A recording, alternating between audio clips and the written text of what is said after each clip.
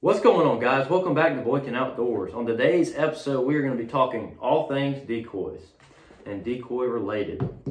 So to get started, we're going to talk about what a decoy does. So this is absolutely basic, but some people out there may need to hear it or just be curious if they're looking or whatever. So a decoy, you put it out in the water and you create what they call a spread. A spread is a group of ducks, and when the ducks are flying over, they look down and they see it, and it may or may not, depending on how your spread looks or conditions, want to come and sit on top of your decoys, and that gives you an opportunity to bring the ducks in close enough to get a shot and harvest a bird. So that's pretty much what a decoy does. It's pretty basic, but it's a crucial piece of gear as you get started and as you keep along in your duck hunting career. So decoys come in all shapes and sizes, from different species and there's all sorts of stuff. Different brands do different things. They add little colors in there that may shine in the sun and stuff like that. You really don't need all that to kill ducks, but it does help. So this right here is actually a mallard decoy that has been painted to look like a diver. So that shows you the versatility of these decoys and what they can do. You can get a mallard decoy turned into a diver like this one. You can get a mallard decoy and turn it into a black duck and just make it, you can paint them to be what you want if you find some cheap ones. And speaking of cheap ones, if you're going to look for decoys, I don't suggest going out and buying the most expensive thing if you're just getting into duck hunting and everything like that. I would go on Facebook Marketplace. I bought for $100 about 2 or 3 years ago. I bought 95, 96 decoys. It was somewhere around there for $100. Which is a steal. And there was green head gears in there. I think there was an avian X in there. There was a spinning wing decoy in there. So you can get some cheap decoys. The average decoy pack is about $50, just depending on what you get. They go all the way up to $200. They're depending on the brand. Like you get avian X, you're going to pay more than if you get like green head gear, stuff like that. Green head gear is a little more affordable. They all do the same, basically the same job. Some just look a little more realistic. So some basic things that you're going to look for when you get into a decoy is, obviously you want the color pattern to be with whatever you're hunting. You're going to look to see if they have flocked heads. And what a flocked head is it's a fuzzy looking head. It makes it look more realistic if that's something you want to do. I can't say that flocked heads have made a difference for me. I have a couple, but I also have just painted plastic heads right next to those flocked heads. But if that's something you're looking into, they do offer flocked heads to make it look a little more realistic. Decoys come in all different kinds of materials. So this one right here is just a plastic hollow decoy. You can hear it's just plastic hollow decoy. Nothing fancy about it. But they also have wooden decoys. This is going to be more of like your collector's item. Some people still hunt over wooden decoys, hand-carved decoys, stuff like that. This is just for collection. Obviously, I don't hunt over it. The keel's been taken off of it, and it sits on my shelf as kind of something to look at. But they do have wooden decoys if you're interested. You can get hand-carved ones. The other material that they offer or have this is a foam decoy. This is an old Herder's. You can see it's just foam, and it's just got kind of like I guess you'd call that a plasticish head. But they do offer that. They also offer your foam or your plastic decoys with foam inside of them, so foam-filled decoys. And the purpose behind foam-filled decoys is so if you were to shoot your decoy, it won't sink. If you have just plastic and you shoot it and it sits long enough, it does have the potential to sink and become useless. But if it's foam-filled, it will keep it from sinking.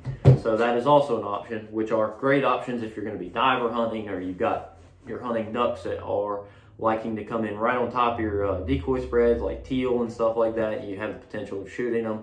Foam filled may be the way to go. Little tip, if you don't want to pay extra for the foam filled, because you do pay extra for those foam fills like a premium, you can get canned foam, I think, for $5, and you can drill a hole in the bottom of your decoys just with a drill, fill it all the way full of foam, and you have foam filled decoys. I may do a video on that in the future, just kind of show you how to do it. We've done it with some of ours, and it works great. It does. So that's an option to you if you're interested. But once you decide what decoy you're going to need, whether you're going to be hunting mallards, you're going to be hunting wood ducks, you're going to be hunting teal or whatever, puddlers, dabblers, divers, that kind of thing. You get your decoys to kind of mimic what you're seeing, obviously.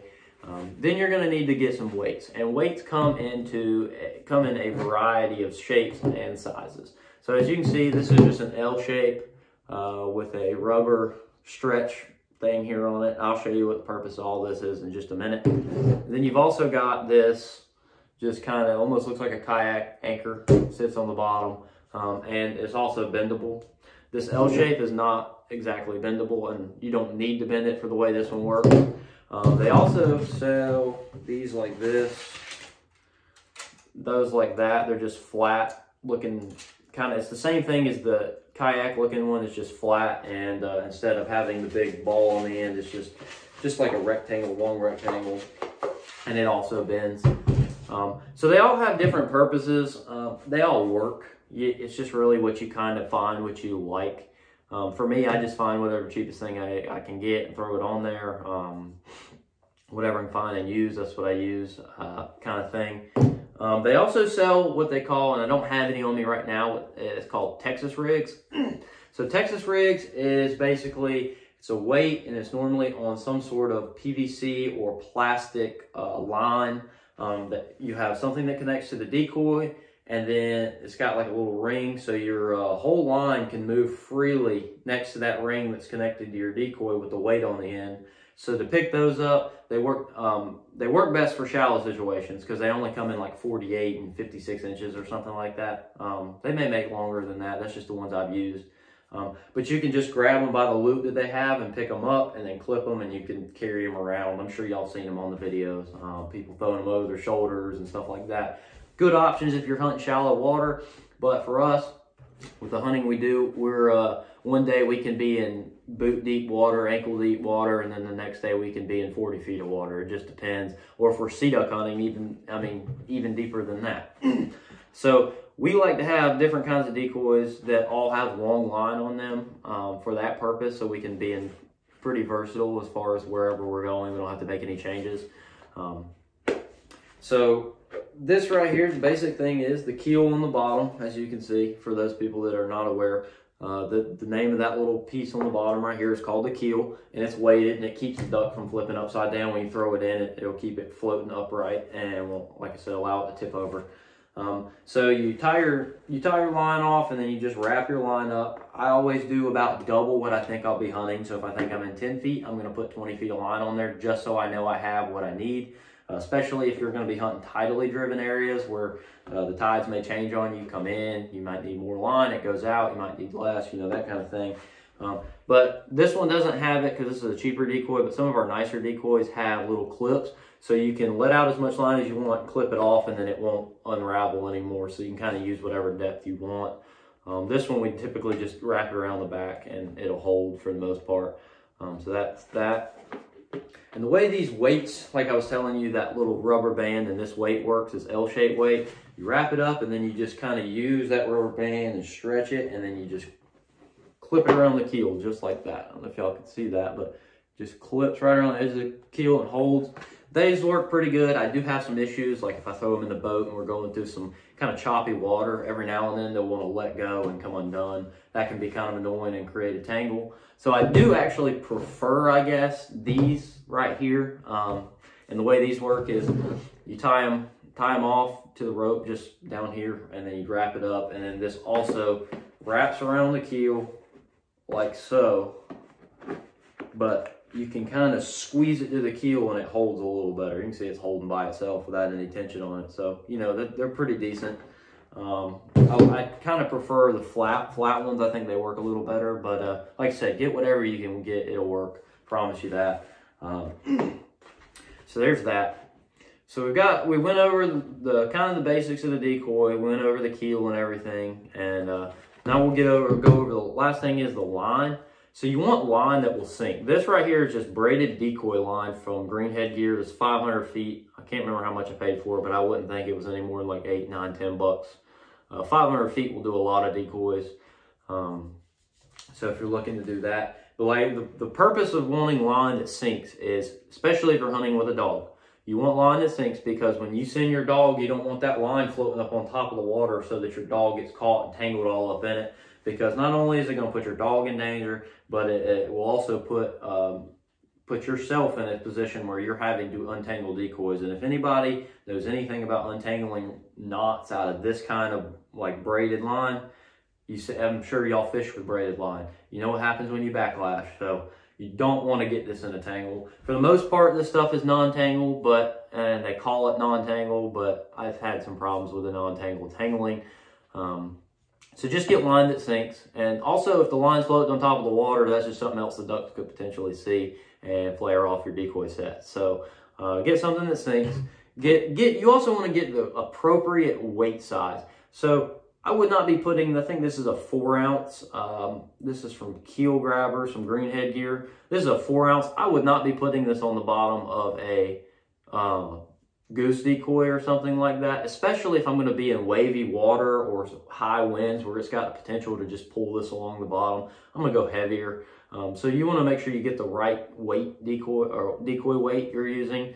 Get the correct weight so that it's not just pulling your stuff around. You're not losing decoys. Make sure everything's tied off correctly. You have had some people tie my decoys off, and next thing I know, I look at them and they're starting to float down the river, and we're like, oh, well, maybe it just didn't touch the bottom, and then we pick it up and there's nothing on the bottom, rope and everything's gone. And that gets expensive if it keeps happening.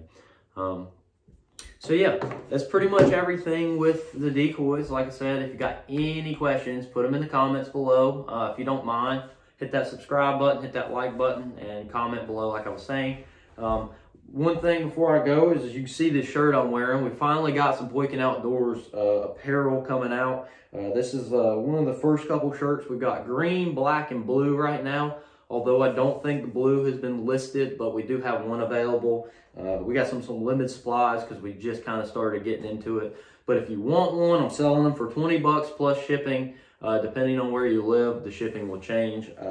We shipped one out to Texas actually earlier this morning. I think the dude paid 26 bucks for it. I think that was the total cost on it. It cost him $6 shipping to Texas, and we're here in North Carolina. If you go through Facebook, I think it'll be slightly cheaper. He ordered through just on Instagram, and we did like a PayPal thing. So that's available too, but your best bet is to go through our Facebook page and order that way. The shipping on our Facebook is cheaper. If you can't find our links on Facebook or you're struggling to find it, you can message us, whether that be on Instagram, Facebook, even YouTube. I can probably send you a link that way send you the link to the shirts, and you can purchase one that way.